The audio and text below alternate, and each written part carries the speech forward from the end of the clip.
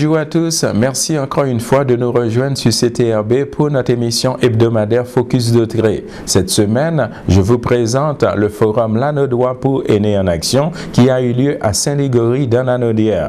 Au cours de ce forum, les conférenciers qui étaient sur place ont abordé plusieurs sujets dont le vieillissement de la population, la loi sur les soins de fin de vie et aussi l'impact de cette loi sur les conjoints de fait et aussi les gens mariés. Alors, bon visionnement à tous.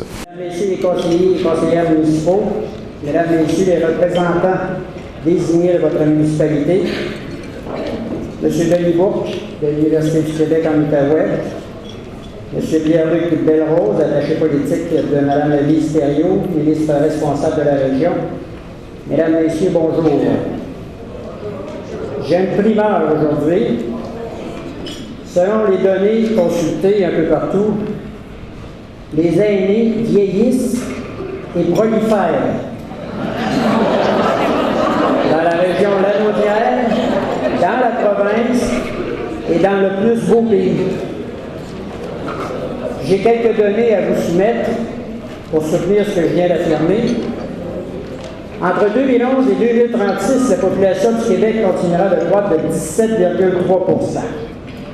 On estime toutefois que le nombre de personnes de 65 ans et plus surpassera celui des moins de 20 ans compté de 2023 au Québec. 2023, ça c'est demain.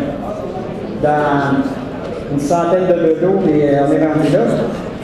En 2036, le rapport aîné des 65 ans et plus avec les jeunes de moins de 20 ans sera de 127 aînés pour 100 jeunes. Et on nous dit également que l'Organisation mondiale de la santé s'attend à ce que d'ici 2050, la population mondiale âgée de 60 ans et plus atteindra 2 milliards de personnes contre 900 millions en 2015.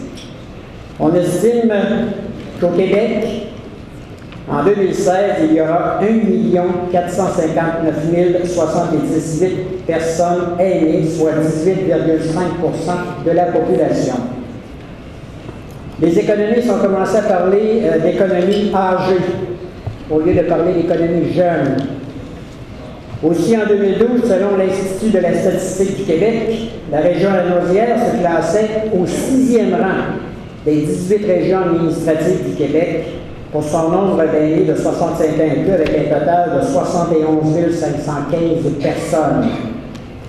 Si je veux me rapprocher un peu plus du thème de la journée aujourd'hui, il y a plusieurs rapports et études qui démontrent que les personnes âgées de 50 ans et plus offrent un plus grand nombre d'heures de bénévolat. Là, je pense que je vous attends. Malgré leur faible taux de bénévolat, les personnes de 65 ans et plus ont donné davantage d'heures en moyenne que les autres groupes d'âge, et avec une moyenne de 218 heures. Ça, j'ai des doutes par année, en plus, j'ai des doutes. Je pense que les bénévoles,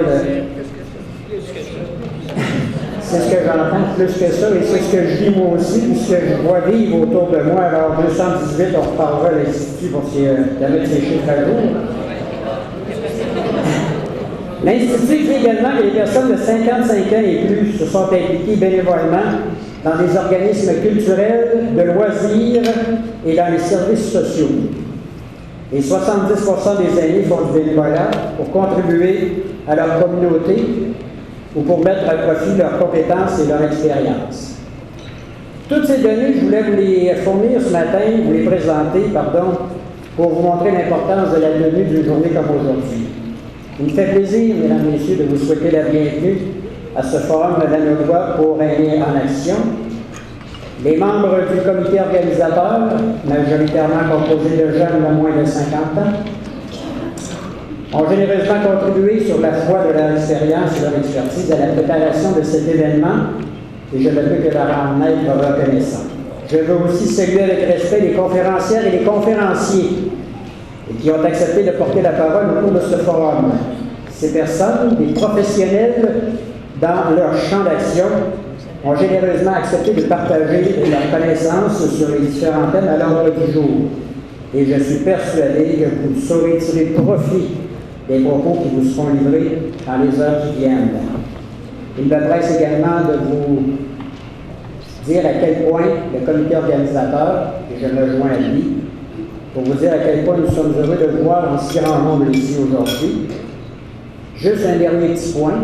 Si vous n'avez pas le temps ou le goût de livrer verbalement vos opinions, tant sur les propos que vous allez entendre que sur le déroulement de la journée, écrivez-le. Écrivez vos propos et venez me porter votre feuille. Vous n'êtes pas obligé de la signer, soyez sans crainte, je ne corrige pas les fautes.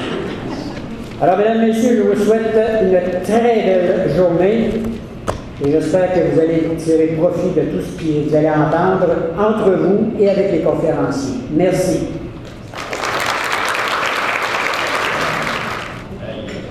On nous a tellement dit que les aînés étaient actifs qu'on s'est dit, hey, on ne se donne pas de pause, on y va. Mais pas vraiment non plus. On s'est dit comment on se va pas haïr pour notre forum de cette année.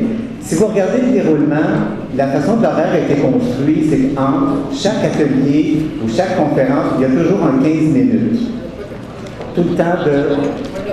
Ah, bon ben, c'est sur le programme là, que vous aviez reçu, mais c'est juste pour vous dire que les pauses, elles ont lieu tout le temps entre chacun des ateliers ou des conférences que vous êtes offertes. Ça peut être autant pour aller vous faire un petit refill de café ou d'aller visiter les kiosques en bas.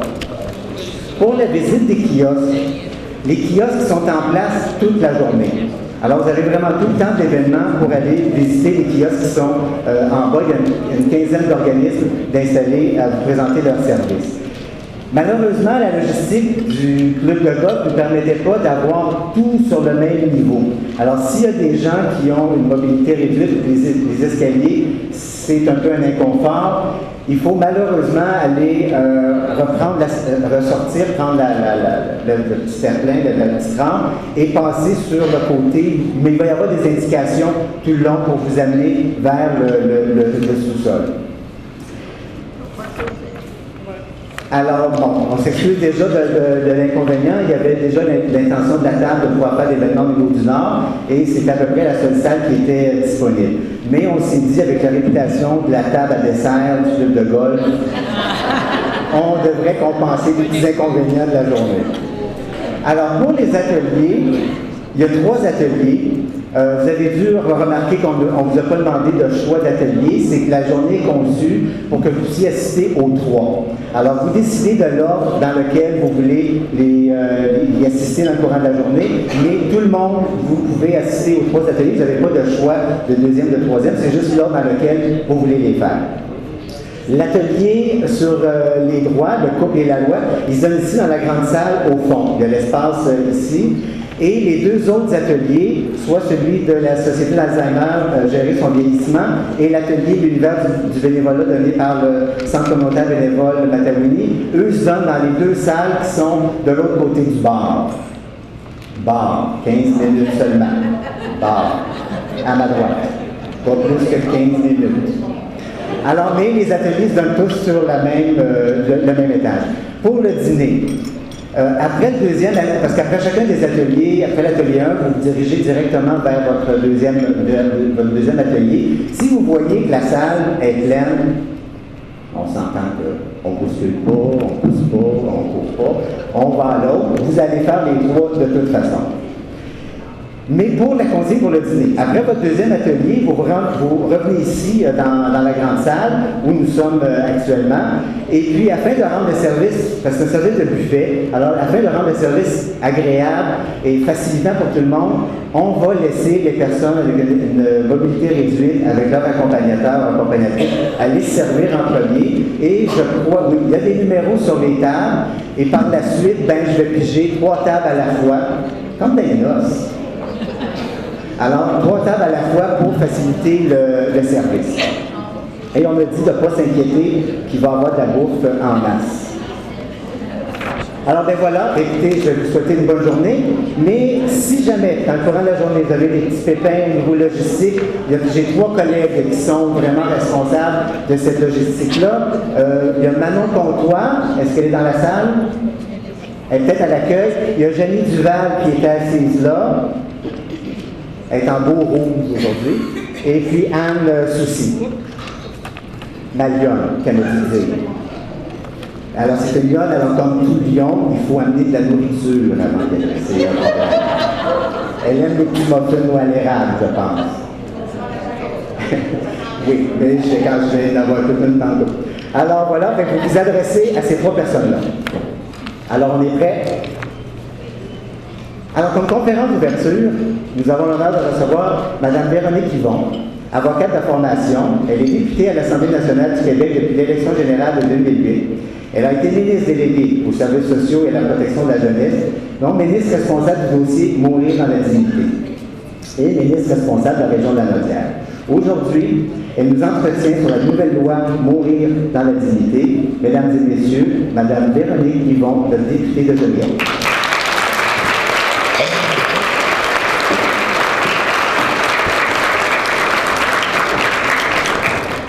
Bonjour tout le monde. Monsieur le Président, membre du comité organisateur, je suis très très heureuse d'être parmi vous parce que je dois vous dire que l'entrée en vigueur de la loi s'en vient, ça va être le 10 décembre prochain, et je fais des conférences un petit peu partout au Québec. J'en avais fait dans la Naudière, mais au moment où nous étions encore au sein de la commission. Donc de me retrouver chez nous pour parler de ce sujet qui m'habite depuis maintenant de très nombreuses années, à peu près autant d'années que je suis députée. Ça me fait chaud au cœur d'être parmi vous aujourd'hui. Je veux simplement vous dire que je croyais avoir ma dernière version de présentation sur une clé USB, mais que ce n'était pas le cas. On avait de la difficulté à la lire, donc j'ai eu recours à une autre clé USB que j'ai trouvée dans mes choses. Je pense que ce n'est pas la dernière version. Donc, c'est possible qu'en cours de route, si je me rends compte que la présentation nuit plus qu'elle aide, je vous le fasse sans présentation. Donc, on va découvrir ça ensemble dans un suspense incroyable au cours des prochaines minutes. Donc, on peut commencer avec la première étape. On va poursuivre. Donc, peut-être rapidement vous dire que ce qui a mené à la loi que l'on connaît maintenant comme la loi sur les soins de fin de vie, c'est d'abord la commission spéciale sur la question de mourir dans la dignité. Alors que j'étais dans l'opposition, j'ai déposé une motion en décembre 2009 visant à créer une commission pour vraiment se pencher sur l'ensemble des enjeux qui touchent les personnes qui sont en fin de vie. Et donc, contre toute attente, cette motion-là a été adoptée à l'unanimité. Certains pourraient dire que c'est la chance du débutant. Ça faisait même pas un an que j'étais à l'Assemblée et on a réussi ça. Et par la suite, donc, on a pu, avec un groupe de parlementaires de l'ensemble des formations politiques, aller à la rencontre des Québécois dans 8 villes différentes du Québec pour entendre les gens sur les enjeux liés à la fin de vie. Donc, il y a eu plusieurs étapes. On a entendu des experts. Ensuite, on a produit un document de consultation. On est allé à la rencontre des gens. Nous avons travaillé par la suite pendant un an, la commission ensemble, c'est-à-dire 51 séances de travail. Juste pour vous dire que des fois, réunir des députés pour une séance de travail, c'est difficile. Donc, ça veut dire qu'il y avait une grande détermination et un grand engagement de l'ensemble des députés qui faisaient partie de la commission d'en arriver au meilleur résultat possible et aussi au résultat le plus consensuel possible. Donc, on a déposé un rapport unanime, ça aussi c'est assez exceptionnel, compte tenu de la diversité de points de vue aussi qu'on avait pu entendre en mars 2012. Donc, juste pour vous dire comment on a suscité d'intérêt, il y a eu énormément de gens qui sont venus, 300 mémoires entendues, là, on avait un questionnaire en ligne, près de 7000 personnes, puis un chiffre qui n'est pas là, 20 000 personnes nous ont fait part de leurs commentaires aussi par Internet. Donc, peut-être simplement vous dire le contexte qui a d'abord mené à ce choix de se pencher sur cette question-là. C'est certain qu'on est dans une époque où la mort ne survient plus comme avant. C'est-à-dire que de plus en plus, la mort fait suite à des décisions humaines.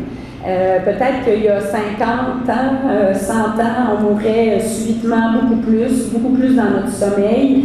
La réalité était très différente. Mais maintenant, avec toutes les avancées technologiques de la médecine, pharmacologiques, il y a énormément de progrès qui se fait, ce qui fait en sorte que les gens vivent beaucoup plus longtemps mais certaines questions se posent parfois à savoir, est-ce qu'on prolonge la vie indûment?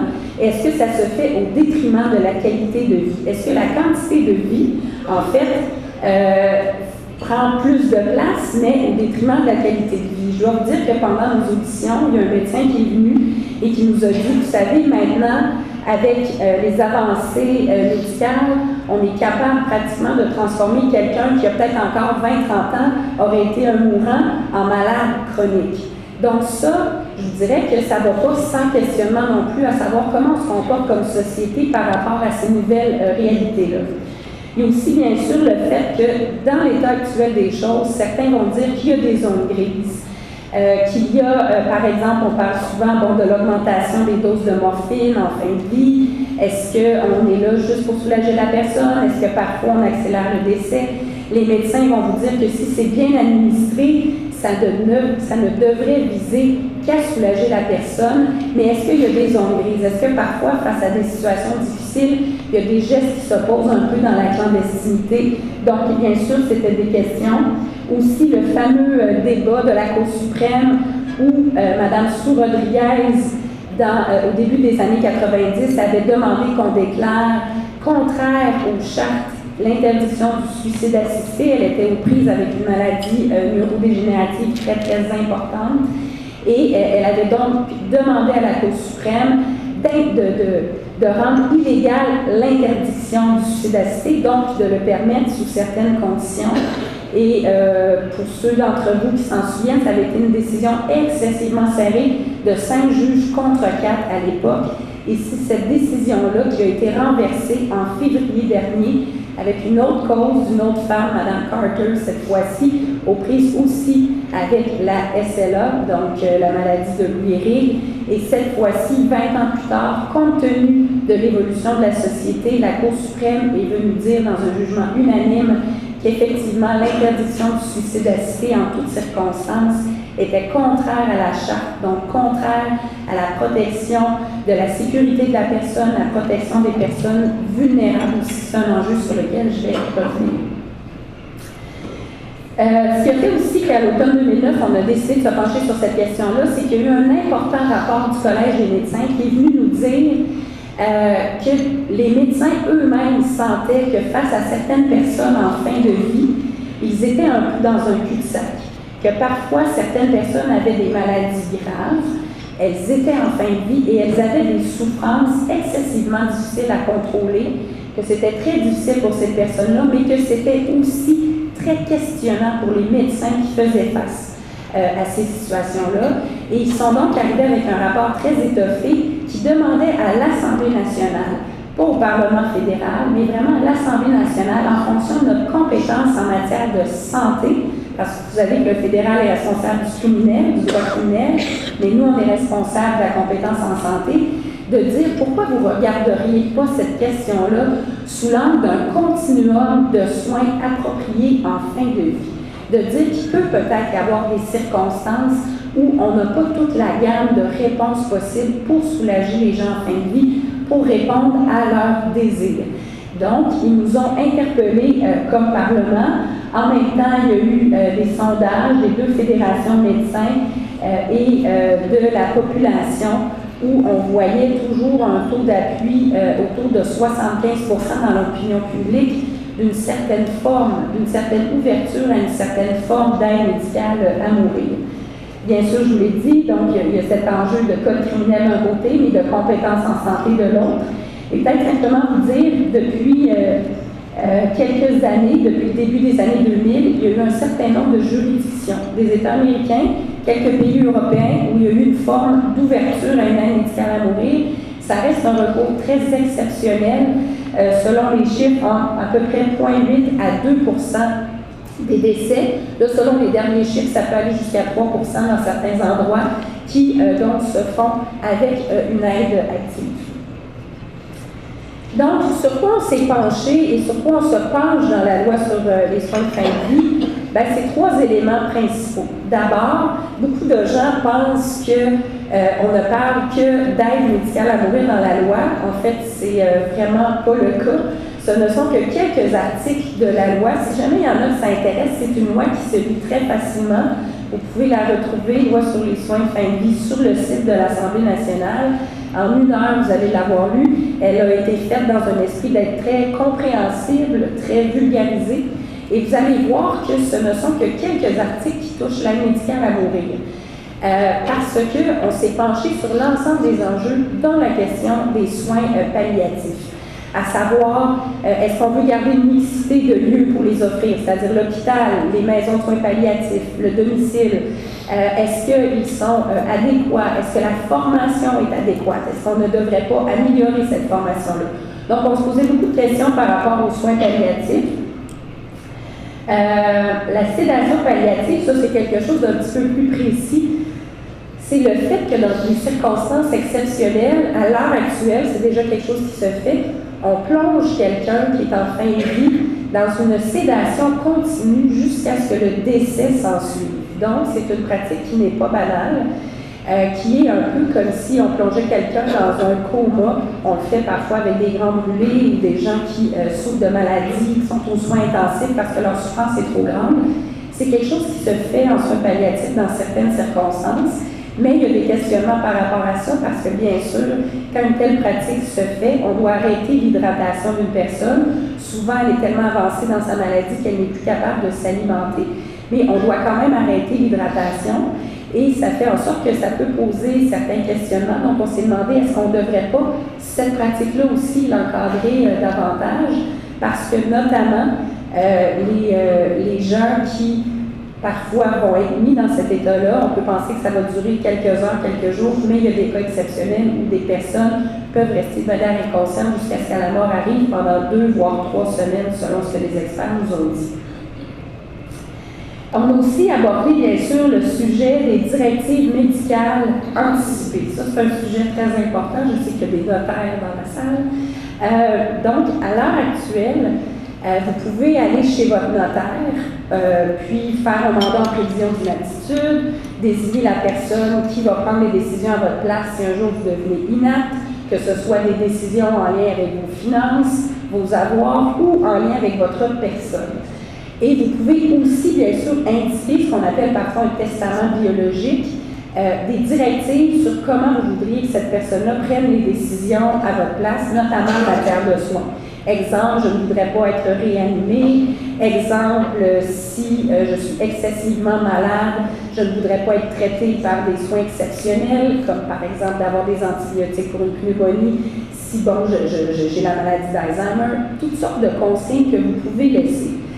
À l'heure actuelle, ces directives-là vont avoir un effet, je dirais, indicatif. Et bien sûr, votre mandataire devrait, dans la mesure du possible, les suivre. Mais dans le code civil, il y a une disposition qui dit qu'on doit tenir compte des volontés qu'une personne a préalablement exprimées à son inaptitude dans la mesure du possible. Ce n'est pas comme tel formellement contraignant. Si on trouve un document que vous avez fait, évidemment, quand c'est notarié, ça facilite les choses, les notaires vont vous le dire aujourd'hui, mais si par exemple vous avez mis vous-même vos volontés, normalement on devrait en tenir compte, mais ça n'a pas de valeur contraignante, c'est-à-dire que c'est plus indicatif. Et pour avoir entendu beaucoup de témoignages, ça donne parfois lieu à des chicanes de famille, des chicanes d'interprétation, l'équipe soignante qui voit les choses d'une manière, les proches qui voient les choses d'une autre manière. Donc, on s'est posé la question, est-ce qu'on ne devrait pas aller plus loin? Sujet abordé, alors, euthanasie, suicide assisté, ça m'apparaît important de faire la distinction. Dans les pays européens où on parle d'euthanasie, nous, ce n'est pas un terme qu'on a retenu. Pourquoi? Parce que, bon, l'euthanasie et le suicide assisté, peut-être rapidement vous dire la différence. Euthanasie, c'est le fait, comme vous voyez la définition, de provoquer intentionnellement la mort d'autrui à sa demande pour mettre fin à ses souffrances. Ça, c'est comme ça a été défini dans les législations européennes. Le suicide assisté, c'est le fait d'aider quelqu'un à se donner volontairement la mort en lui fournissant les moyens de se suicider ou de l'information sur la façon de le faire, ou les deux. Il y a quand même une grosse différence, c'est que, par exemple, dans les juridictions, les États américains, les 5 États américains où ça existe, en fait, ce qui est permis, c'est le suicide assisté. Et c'est le fait que quand quelqu'un répond à certains critères, on va lui permettre d'obtenir une prescription qu'il va faire remplir au moment de son choix, pour lui-même pouvoir, par exemple, boire quelque chose de létal, mais ce n'est pas dans un contexte médical, ce n'est pas avec l'accompagnement médical. Dans les pays européens, il y a l'accompagnement médical et c'est ce qui fait une bonne différence. Mais je peux peut-être vous dire tout de suite pourquoi c'est le terme aide médicale à mourir qu'on a retenu.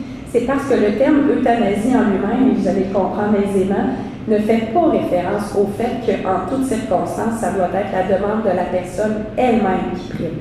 Et on a des exemples très tragiques, bien sûr, dans l'histoire. Il suffit de penser à la Deuxième Guerre mondiale et ce qui est arrivé avec les populations juives. On parlait d'euthanasie à l'époque. Je pense qu'on va tous convenir que c'était loin d'être volontaire. Même chose quand on parle d'euthanasie animale, tout ça. Donc, c'est un concept qui, quand même, garde un certain niveau de flou et qui, selon nous, ne reflétait pas la réalité que l'on voulait traduire.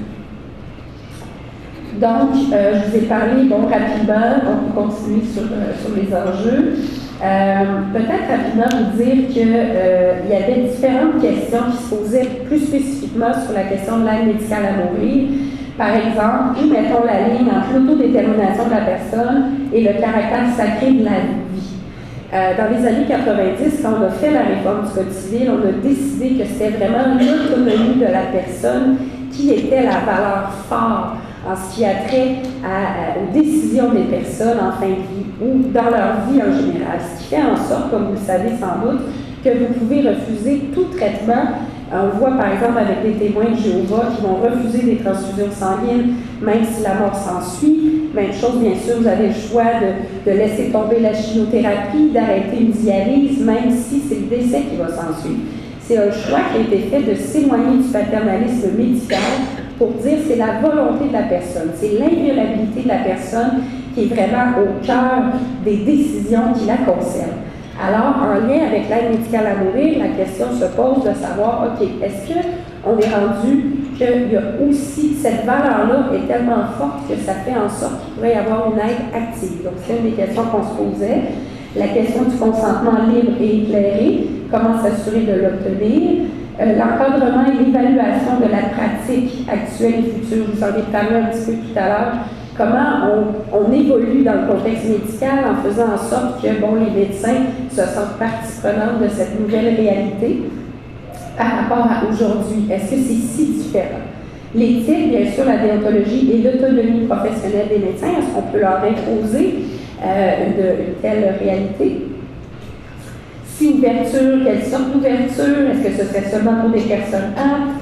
Est-ce qu'on pourrait l'ouvrir pour des personnes inaptes qui auraient fait une demande anticipée, pour des mineurs, pour des personnes handicapées mais qui ne sont pas en fin de vie? Est-ce qu'il devrait y avoir des balises très strictes? Donc, vous voyez qu'on avait quand même un peu de pain sur la planche, on avait quand même quelques questionnements. Il y a évidemment toute la question des valeurs, j'en ai parlé.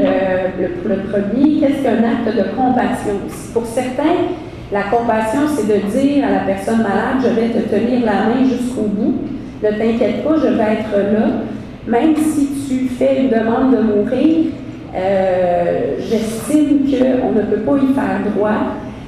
Ce que je veux te dire, c'est que je vais être toujours à tes côtés malgré tout ce que tu peux vivre de difficile. Pour d'autres, la réelle compassion, c'est de dire, si tu me lances un cri du cœur, je vais m'assurer d'abord qu'il est bien fondé, que vraiment c'est ce que tu veux, mais je vais l'entendre. Et donc, je vais avec toi t'accompagner pour qu'on puisse réaliser tes dernières volontés dans cette fin de vie.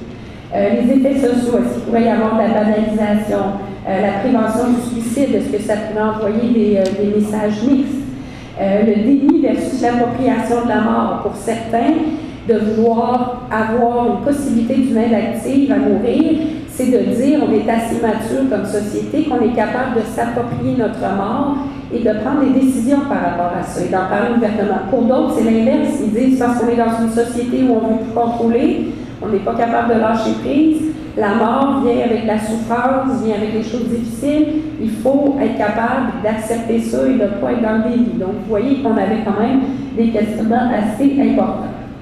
On va passer ces acétates-là. On va passer.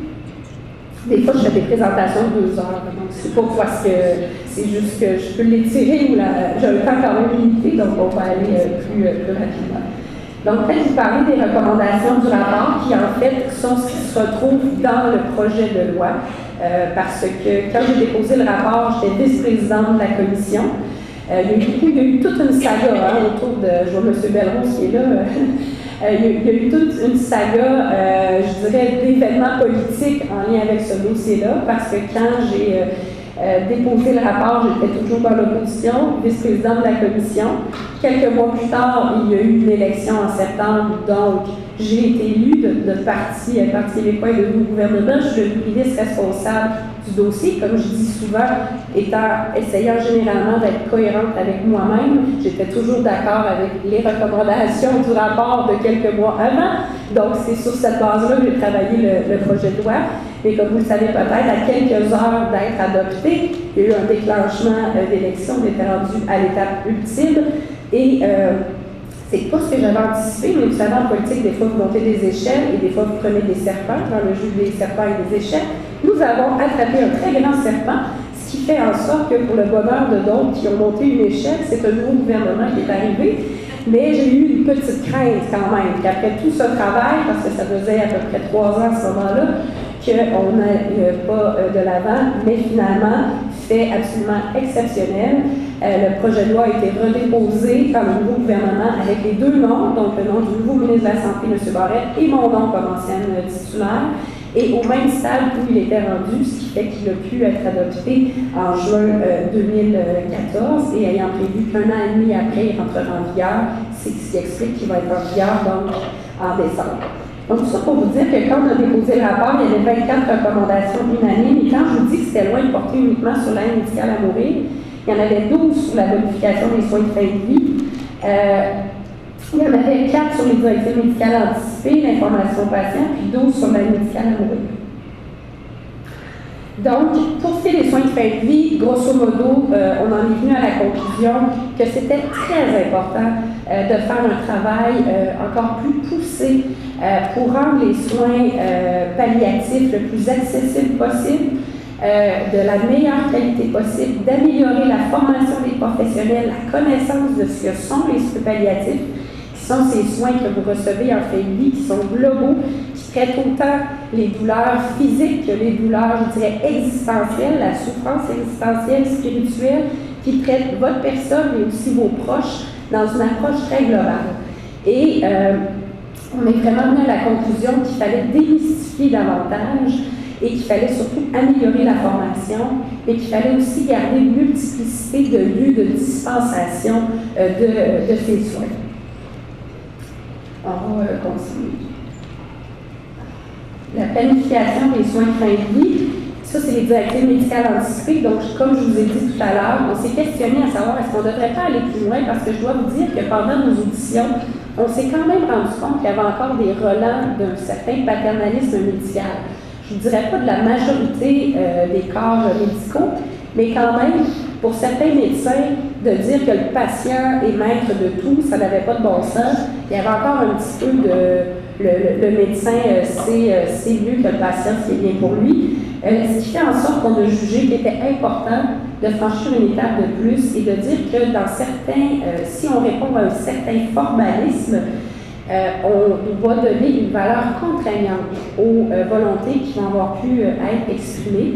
Ce formalisme-là, il peut prendre 2 formes dans le projet de loi, soit que vous allez chez votre notaire et que donc vous allez remplir les exigences de la loi, ou vous allez remplir le formulaire, parce qu'il y a un formulaire qui va être disponible sous peu, signé par 2 témoins, et à partir du moment où c'est ce formalisme-là qui est rempli, vos directives anticipées vont avoir une valeur contraignante. Est-ce que ça veut dire que le mandat en prévision d'inaptitude ne sert plus à rien? Non, pas du tout, parce qu'il y a tous les autres aspects que ceux liés à la personne, comme je vous ai dit tantôt, mais c'est aussi que, comme je vous l'ai expliqué, le mandat, ça peut être de désigner simplement quelqu'un qui va prendre les décisions à votre place.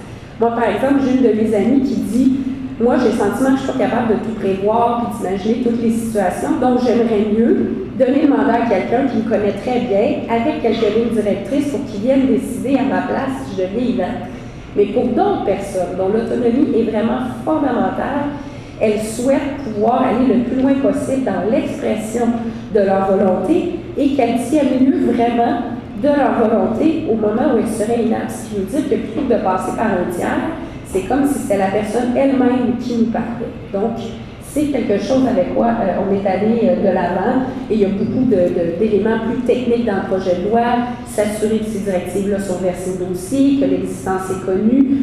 Il y avait quelque chose qui était imaginé comme d'avoir à l'endos de sa carte d'assurance maladie un petit collant comme pour le don d'organes qui dit « j'ai des directives médicales anticipées », comme ça si vous arrivez à l'hôpital, ben, on va savoir qu'elles existent et la création d'un registre pour qu'elles soient accessibles à tous les soignants.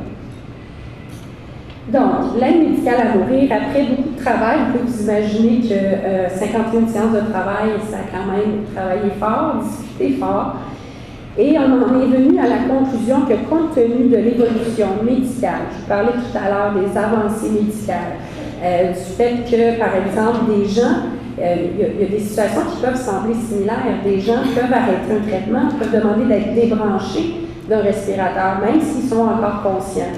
Même s'ils pourraient vivre encore plusieurs années. Même chose pour une dialyse, même chose pour des traitements contre le cancer. Il y a vraiment eu une évolution de la médecine qui fait en sorte qu'on accepte maintenant d'arrêter cet acharnement thérapeutique quand c'est la volonté de la personne. On voit aussi toutes les avancées médicales, donc ce n'est pas sans effet sur la fin de vie des gens. Évolution médicale, évolution légale, comme je vous ai parlé tout à l'heure de l'évolution du code civil, de ce droit de refuser des traitements, que l'autodétermination est clé, mais aussi évolution sociale. Et non, les politiciens et les élus ne devraient pas gouverner en fonction des sondages. Mais en même temps, il faut se rendre compte, quand il y a des tendances lourdes dans une société, que c'est témoin aussi d'une évolution. Et on voit à quel point, c'est notamment le fait des baby boomers, à quel point il y a des valeurs fortes comme l'autonomie et à quel point aussi des valeurs plus spirituelles, plus religieuses.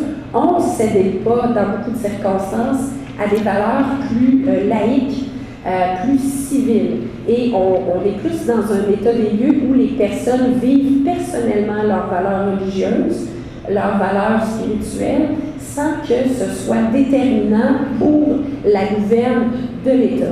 Donc, de respecter cet espace privé, mais en même temps, de permettre à chacun de pouvoir avoir ses visions, une pluralité de vues, un pluralisme dans l'évolution de la société, c'est clairement quelque chose qui ressort. Donc, fort de ces évolutions-là, fort aussi de nombreux témoignages, et je n'entrerai pas dans les détails de tous les témoignages, mais il y a vraiment des gens qui sont venus nous parler de cas où ils avaient accompagné des gens où, malgré de très bons soins palliatifs, on n'arrivait pas à endiguer leur souffrance.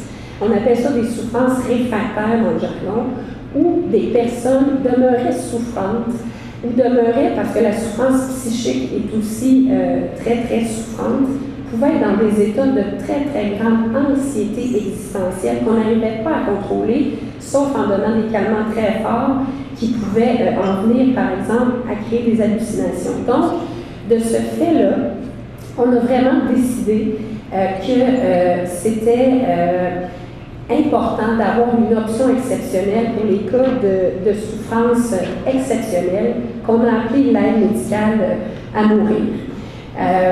La trame fondamentale de tout ça, c'est un continuum de soins. Donc, ce n'est pas une rupture entre les soins palliatifs et l'aide médicale à mourir.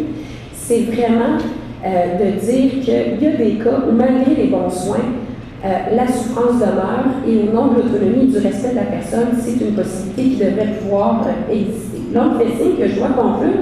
Je suis un peu perplexe parce que je devais avoir 3 quarts d'heure de questions. OK, c'est bon. Donc, c'est bon. Je vais donc réserver 15 minutes pour les questions. Peut-être simplement, je vais aller donc rapidement à... OK, peut-être juste vous dire les critères parce que ça intéresse beaucoup les gens. Je vous promets, je vais conclure. Donc, peut-être juste vous dire que pour qu'une personne soit admissible à l'aide médicale à mourir, ça doit être une personne qui est apte. Ce que ça veut dire, c'est que les directives médicales anticipées dont je vous ai parlé, ça s'applique pour tout, mais pas pour l'aide médicale à mourir. C'est une balise qui a été mise parce que c'est quelque chose qui est très nouveau, qui est très sensible. Donc, vous devez être apte au moment où vous le demandez. Vous devez être majeur. Vous devez bien sûr être résident du Québec. Ça, c'est pour éviter le tourisme médical parce que nous sommes précurseurs au Québec. Donc, de ne pas avoir des gens qui viennent spécifiques pour ça. Ça, je ne saurais inciter assez. La personne doit l'exprimer elle-même à la suite d'une prise de décision libre et éclairée. Donc, ce n'est pas votre conjoint, votre enfant, votre neveu qui est méchant et qui veut toucher votre héritage, et toutes ces histoires terribles qu'on entend.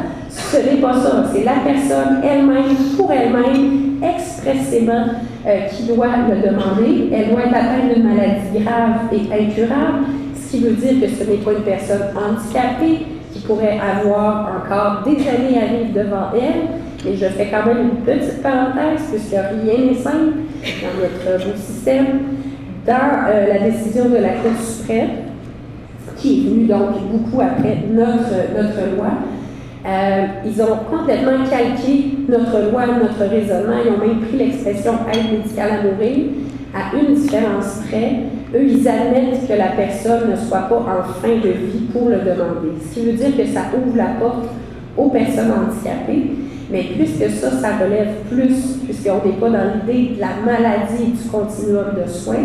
C'est quelque chose qui relève plus de la logique dans le suicide assisté et du fédéral. Il va falloir voir comment ils se positionnent par rapport à ça. Mais normalement, compte tenu de la décision de la Cour suprême, ça veut dire que ce serait aussi possible. Et dans notre loi, nous, ce qui rentre en vigueur en décembre, la personne doit être en fin de vie. Sa situation médicale se caractérise par une déchéance avancée de ses capacités sans perspective d'amélioration. Ça veut dire que ce n'est pas passager. Ça veut dire que vous ne pouvez plus vous améliorer, votre état de santé ne peut plus s'améliorer et éprouve des souffrances physiques ou psychiques, psychologiques constantes, insupportables et qui ne peuvent être apaisées dans des conditions jugées tolérables. En plus de ça, il y a tout un processus. Le médecin traitant va devoir attester de ces critères-là. Un deuxième médecin va devoir venir pour s'assurer, un deuxième médecin indépendant, qu'effectivement les critères sont bien remplis. Par ailleurs, la personne doit faire sa demande de manière répétée. Ce n'est pas un beau matin que vous vous levez, vous avez une multitude et vous dites c'est fini. Ça doit être une demande qui est répétée dans le temps. Donc, il y a quand même plusieurs balises qui sont mises. Et nous allons aller, je crois, à la conclusion. Ici. Alors, l'objectif derrière tout ça, c'était d'en arriver vraiment à l'approche la plus équilibrée possible, qui était au diapason de l'évolution de la société. J'ai hâte de voir vos questions parce que des fois, on estime qu'on n'est pas allé assez loin, notamment pour le cas de la maladie d'Alzheimer. Par ailleurs, certains nous disent qu'il vaut mieux être un petit peu en retard sur l'évolution de la société, parfois pour des questions aussi sensibles. Et je vous rappelle qu'on est quand même les précurseurs au Canada et à certains égards dans le monde par rapport à cette législation-là, qui est la première législation qui intègre à la fois les soins de fin de vie et l'aide médicale à mourir, vraiment pour avoir l'idée que c'est un continuum et que ce n'est pas une rupture et que l'objectif derrière la loi, c'est de bien accompagner la personne, qu'importe sa situation, pour qu'elle souffre le moins possible. Certains disent parfois, mais pourquoi avoir fait une loi pour des cas exceptionnels? Mais c'est justement par souci d'équité, pour que tout le monde puisse être traité correctement en fin de vie et que ce ne soit pas des pratiques clandestines que certains médecins qui seraient plus ouverts à ça pourraient faire, alors que d'autres médecins refuseraient une égalité de tous face à la fin de vie. Et donc, c'est pour ça que je dis une affaire d'État pour que la fin de vie demeure une affaire personnelle. Et en terminant, moi, je veux simplement vous dire que ça a été une expérience humaine, au-delà d'une expérience parlementaire et politique. Toute cette aventure de la commission et de l'élaboration de la loi, ce travail avec la population, avec les experts, ce débat public, c'était un pari. Quand j'ai déposé la motion, moi je disais, quand il y a des sujets, des enjeux aussi profondément humains, sensibles, qui touchent absolument tout le monde, parce que je ne sais pas s'il y en a qui pensent ici qui sont invincibles, mais aux dernières nouvelles, nous allons tous mourir un jour. Donc c'est une question universelle, c'est bien celle-là. Moi, je me disais, c'est notre rôle d'élu, c'est notre responsabilité de mettre en place un forum où le débat va pouvoir se faire de manière respectueuse. Pas juste avec ceux qui peuvent parler plus fort, pas juste par médias interposés, mais vraiment de manière sereine. J'y croyais profondément et que ça ne devait pas non plus être par les tribunaux, et c'est ce qu'on a réussi. Donc, ça a vraiment donné un sens profond au rôle d'élu. Et souvent, on me demande, c'est quoi pour moi mourir dans l'intimité? Parce que mourir dans l'intimité, c'est pas d'avoir recours à l'aide médicale à mourir. Ça, c'est une option exceptionnelle pour les gens qui ont des souffrances exceptionnelles. Mourir dans l'intimité, pour moi, c'est mourir avec le moins de souffrance, de douleur possible. Mais c'est mourir en ayant le sentiment qu'on est encore la personne que l'on a été pendant toute sa vie, avec ses valeurs, avec sa personnalité, qu'on a encore le sentiment qu'on reconnaît notre personne, qu'on est encore en contact avec qui on est et surtout qu'on voit les gens autour le respecter. Merci beaucoup de votre attention. Je vais maintenant prendre quelques questions.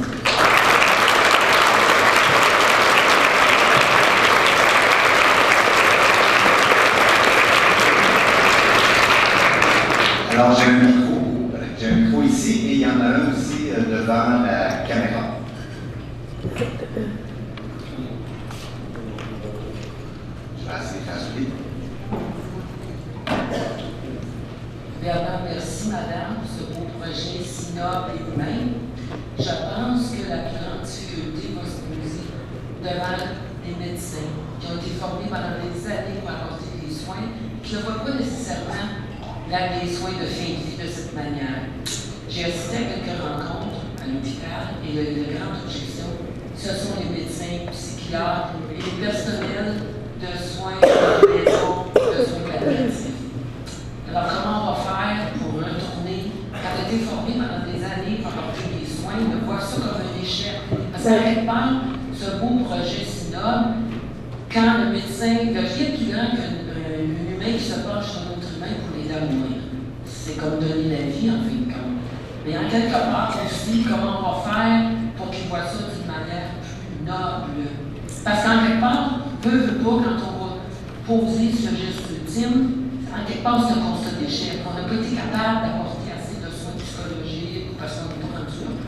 Mais c'est ça. Oui, ben, c'est une excellente question. Puis, j'ai plein de choses à vous dire par rapport à ça. D'abord, on a le sentiment que tous les médecins sont contre. Or, c'est l'inverse.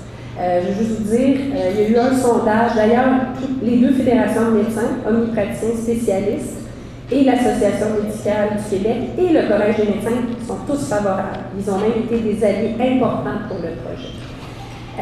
Deuxième chose, il y a eu un sondage scientifique qui a été fait par l'Association médicale canadienne, section Québec des médecins.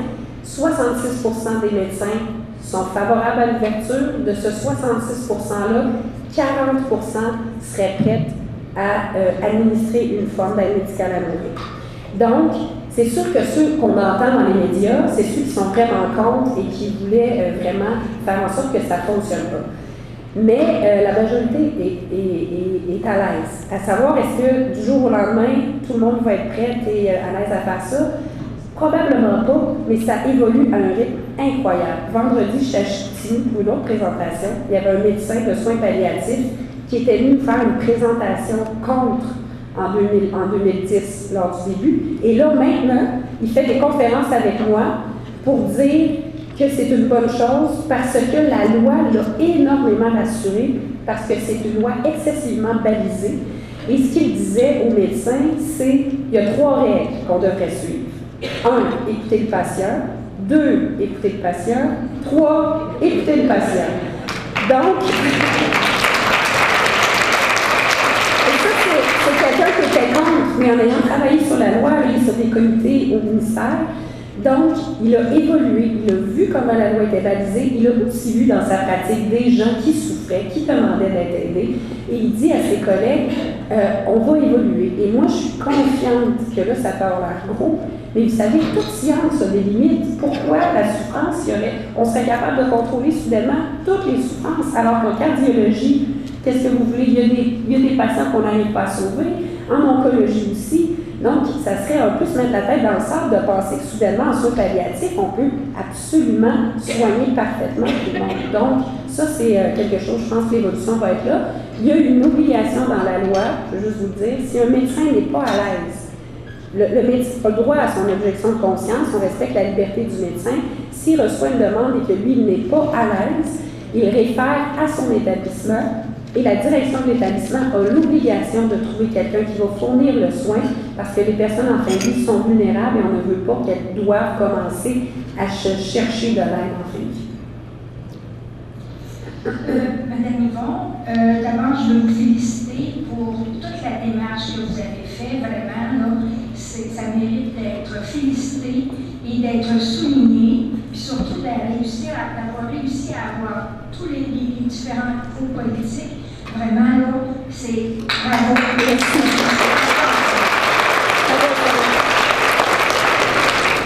Ma préoccupation, moi, je suis très, très fière et très heureuse de cette loi-là. Même j'aurais voulu qu'elle aille un peu plus loin.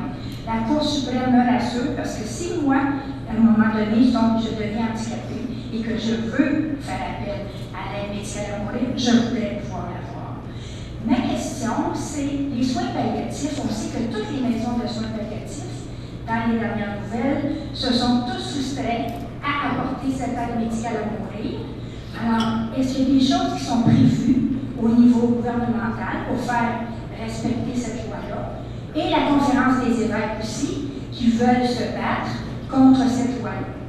C'était les deux questions. Deux bonnes questions. Écoutez, en ce qui a trait à une contestation judiciaire de la loi, c'est maintenant devenu impossible. C'est ce qui fait que je m'étais tant réjouie quand il y a eu le jugement de la Cour suprême, c'est-à-dire que nous, on était très, très solides sur nos bases juridiques, tout ça, mais il y avait du monde qui continuait à dire on va la contester, on va la contester. Le jugement de la Cour suprême est vraiment venu anéantir toute possibilité pour ces groupes-là qui sont contre de la contester, parce qu'en fait, ils s'inspirent directement de notre loi et ils vont même plus loin et c'est l'instance ultime. Donc, ça, c'est pas possible. Donc, qu'on soit évêque et avec tout le respect qu'on peut avoir, ou médecin, ou autre groupe de la société, ce n'est pas possible.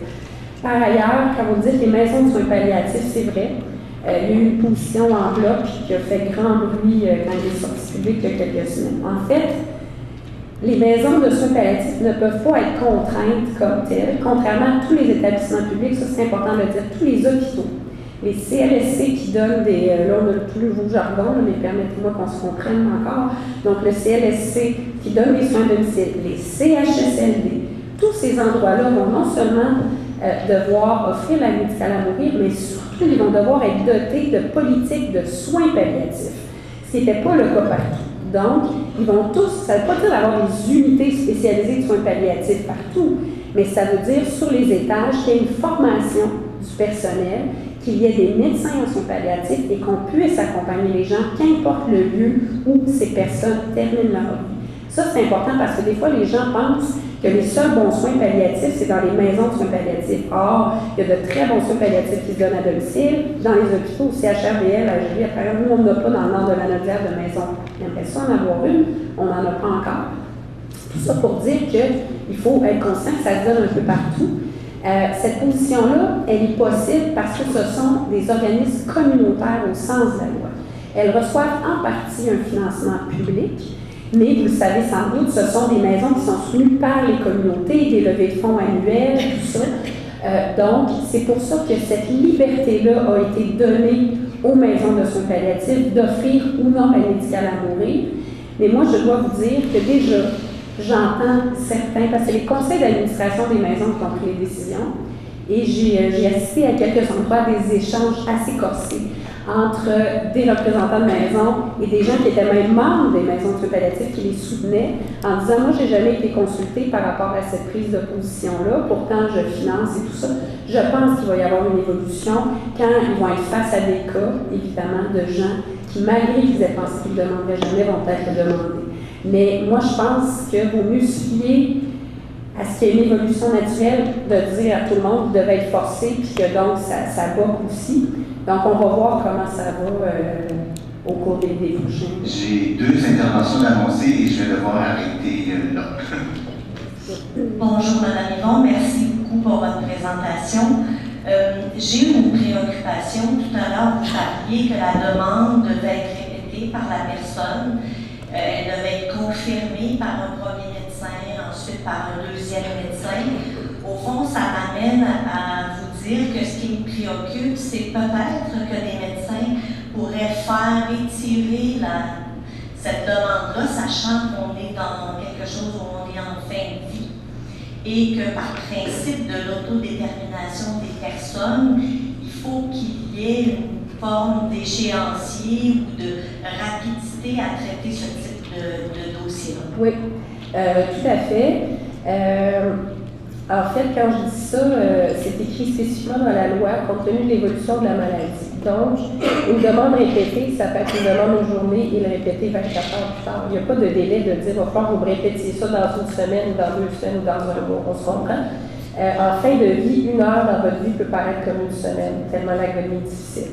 Donc, l'idée, ce n'est pas de prolonger indûment, c'est juste, quand je parle d'équilibre, c'est vraiment le mot-clé dans la loi, c'est juste de s'assurer que la personne a une volonté déterminée, parce que c'est pas un geste banal, et donc c'est pas un matin, parce que comme je vous disais, la nuit a été très difficile, on n'en a jamais parlé à notre médecin, puis là, soudainement, parce que la souffrance est mal contenue, on voudrait le demander. Généralement, les gens qui envisagent ce type d'aide-là vont en avoir discuté avec leur médecin, ils ont des maladies, ça évolue, ils vont avoir déjà discuté avec leur médecin, et donc ça ne sera pas une question qu'on attend la répétition dans une semaine ou tout ça, mais c'est le concept que ça doit être redit à intervalles. Donc l'intervalle peut être de 24 heures quand vous êtes en toute fin de vie, que peut-être qu'il vous reste 2-3 semaines à vivre, vous êtes en phase terminale d'un cancer, c'est excessivement souffrant, je comprends. Donc c'est pas un frein, mais c'est plus je dirais, une sécurité. L'autre élément, parce que là, la majorité des gens, puis on le sait, moi je le sens partout, sont très favorables à cette loi-là. Il y a des gens qui étaient excessivement craintifs, que là, soudainement, ça soit, dès que quelqu'un le demande, on dit, tiens, on va libérer un lit. On se comprend qu'on est loin de là. S'il y a une chose dans nos hôpitaux, c'est plus l'inverse, c'est plus l'acharnement en général que l'inverse. Vous le voyez, on ne débranche pas tous les gens du jour au lendemain qui sont sur respirateur en disant, tiens, on va libérer un lit. Là. Donc, soudainement, quand quelque chose est excessivement bien balisé, parce que c'est beaucoup plus balisé que tous les arrêts de traitement, il n'y aura pas de telle réalité. Mais c'est important quand même de rassurer. L'autre chose que je veux vous dire, que si jamais il y avait, on sentait, la personne sentait qu'il y a un frein qui est mis, il y a une mauvaise foi, c'est écrit dans la loi qu'une plainte est traitée en priorité d'une personne en fin de vie qui demande une telle aide. Pourquoi? Parce que justement, on n'a pas le luxe du temps, donc on veut s'assurer d'être au fait. Donc, il y a eu quand même de la réflexion par rapport à ça. Madame Yvon, bonjour. Félicitations pour ce que vous avez fait. Je pense que le Québec est innovateur dans beaucoup de sphères d'activité. Vous avez été une pionnière dans ce domaine-là. Bravo, félicitations. Moi, en tant que notaire, j'ai beaucoup de clients qui m'en parlent régulièrement. Cette loi-là va devenir en autorité à compter du 10 décembre prochain, ce qui est vraiment très, très, très bref. Ma question, c'est la suivante. On a parlé d'un mandat de protection, d'un mandat en cas d'inaptitude où certaines personnes manifestaient dans cet acte-là leur volonté de ne pas avoir d'acharnement thérapeutique. Mais il y a également les directions médicales anticipées. Et ça sera un document différent de ce qu'il y aura dans le mandat en cas d'inaptitude, parce que les gens confondent beaucoup cette chose-là. Et cette direction médicale anticipée ne va s'appliquer que si, en fin de vie, la personne est capable de comprendre ce qu'elle a donné. Ce qu'elle a dit. Non. Ça va s'appliquer quand elle est inapte. Aussi. Oui. Alors, c'est important parce que ce qu'on nous a mentionné, c'est que là, on devait faire préparer un document qui va nous être attribué souvent. Oui. Et là, on devra le publier. Actuellement, on nous a parlé que ça serait la Régie de l'assurance maladie du Québec. Nous n'avons pas reçu ces formulaires-là encore. C'est très technique, Mme Yvon, mais ça s'en vient le 10 décembre prochain. Alors, si je comprends bien, si moi je fais une directive médicale anticipée et que je deviens inapte dans 10 ans, cette directive-là va être suivie par mon mandataire que j'aurai nommé dans mon mandat en cas d'inaptitude. Oui, ou même, vous pouvez ne pas avoir de mandataire et l'équipe médicale va être tenue de suivre ces directives médicales anticipées. Mais les deux, effectivement, il y a de la confusion, mais les deux cohabitent. C'est-à-dire que, comme je l'expliquais tantôt, quelqu'un peut décider, moi, je fais juste un mandat en présidence d'inaptitude, je veux que ça soit une personne qui parle à ma place si je deviens inapte. Quelqu'un d'autre peut dire, moi, je fais un mandat, mais je vais plus loin, je fais aussi mes directives anticipées pour que ce soit tenu comme ma volonté à moi-même. Les directives anticipées s'appliquent quand vous êtes devenu inapte. La réserve que je faisais tantôt, c'est que vous ne pouvez pas demander par directive anticipée l'aide médicale à mourir parce que c'est une condition d'être apte au moment où vous le demandez, ce qui exclut, pour certains malheureusement, les gens qui sont atteints de la maladie d'Alzheimer. Mais moi, j'ai très très hâte, comme je vous ai dit tantôt, dans le jeu des échelles et des serpents. Là, je suis plus en haut de l'échelle au gouvernement, mais j'ai confiance que tout ça va être rendu public très très prochainement pour que justement les formulaires soient prêts, tout ça soit prêt avant l'entrée le 10 décembre. C'est bon? Bien, merci infiniment de votre intérêt, c'est toujours un plaisir.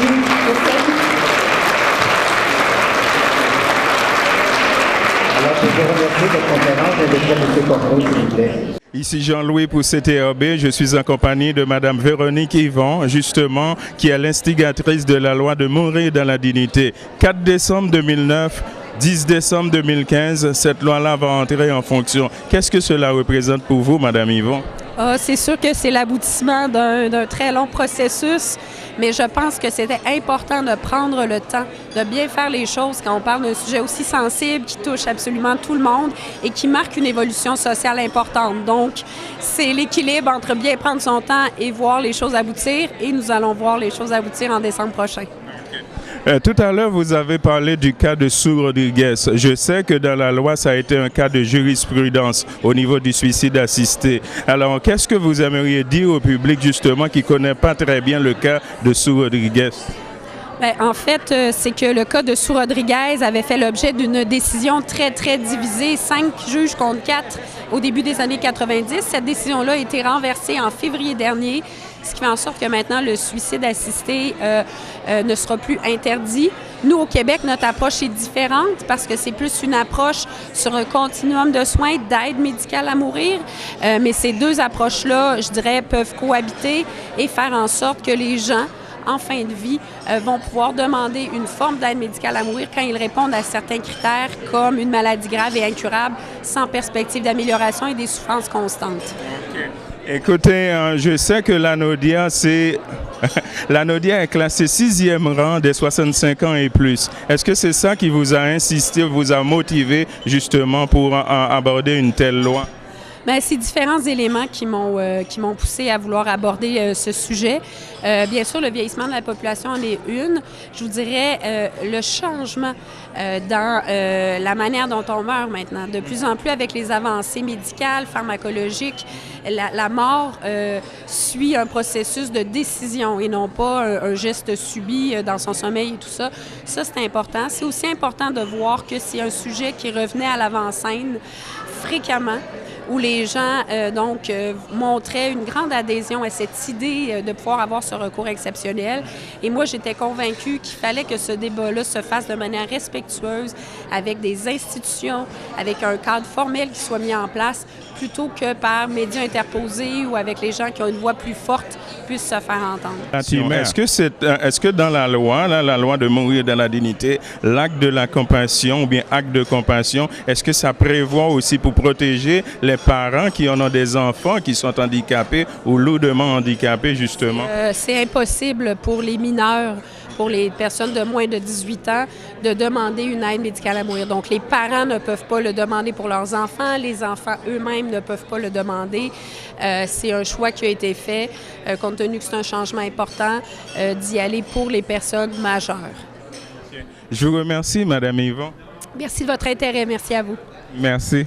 Ici Jean-Louis pour CTRB, je suis ici à Saint-Légory au Forum Lanaudois pour les aînés. Je suis en compagnie de M. André Quentin, qui est notaire de formation, qui va nous parler un petit peu de cette conférence-là. M. Quentin, bonjour. Bonjour, monsieur. Okay. Dites-moi, tout à l'heure, j'ai parlé avec Mme Yvon, tout simplement. Elle m'a parlé de cette fameuse loi qui va entrer en vigueur. En quoi, vous, en tant que notaire, cette loi-là vous interpelle?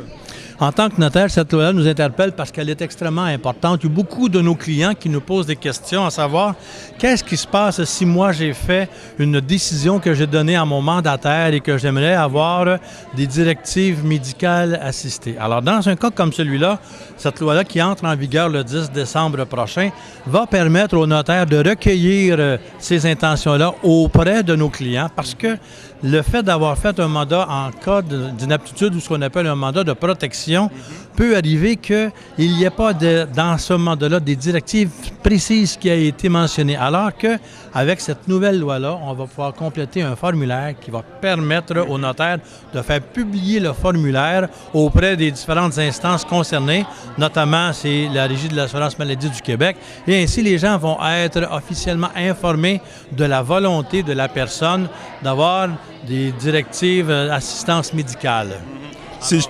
Alors, dans notre quotidien, c'est extrêmement important parce que les gens vont être sécurisés davantage. Parce que le mandat de protection que nous avions ne contraignait pas de façon formelle le mandataire à suivre les volontés qui avaient été exprimées par le mandant, celui qui donnait le mandat, dans sa procuration, dans son mandat en général. OK. Quel impact vous pensez que cette loi-là va avoir sur les conjoints de fait? Cette loi-là va avoir un impact non seulement sur les conjoints de fait, mais sur les gens mariés parce qu'on va respecter la dignité et la dignité humaine de chacun des individus qui vont vouloir donner des directives précises concernant leur traitement de fin de vie.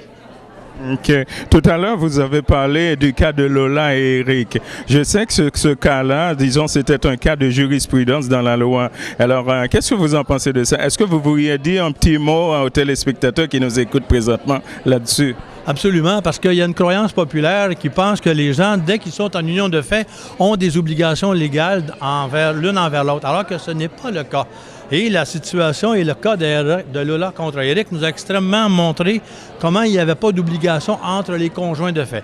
Alors, c'est pour ça qu'il est important de rencontrer le notaire, qu'il puisse donner l'information nécessaire, faire un testament, faire une convention de vie commune, parce que les conjoints de fait n'ont aucune vocation, entre autres, notamment d'hériter l'un de l'autre, n'ont pas droit pour le moment des pensions alimentaires. Alors que dans le reste du Canada, il y a certaines mesures qui viennent protéger les gens en union de fait, ce qui n'existe pas actuellement au Québec. Le Code civil ne reconnaît pas pour le moment des droits aux conjoints en union de fait. Certaines lois statutaires en reconnaissent, mais le Code civil comme tel n'en reconnaît pas pour le moment. Et on espère grandement que ça va être modifié.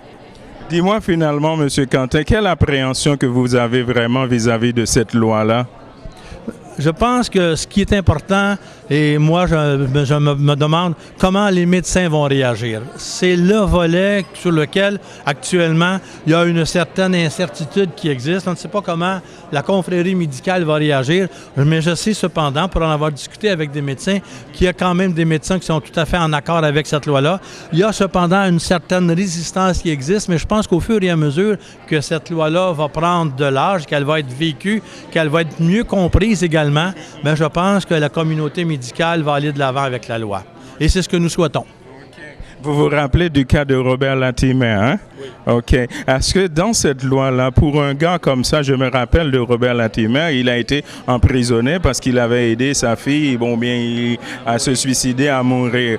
Est-ce que vous, en tant que notaire, quand vous voyez un tel cas comme ça, est-ce que vous pensez que cette loi-là va protéger les parents qui vont commettre de tels actes? Pour le moment, non. Cette loi-là ne protège que les personnes qui sont capables de donner un consentement libre et éclairé. Dans le cas de M. Latimer, le geste qu'il a posé entrait en conflit directement avec notre code criminel canadien. Je vous remercie pour vos informations, M. Quentin. Ça m'a fait plaisir et je souhaite à tous les spectateurs une bonne journée. Merci.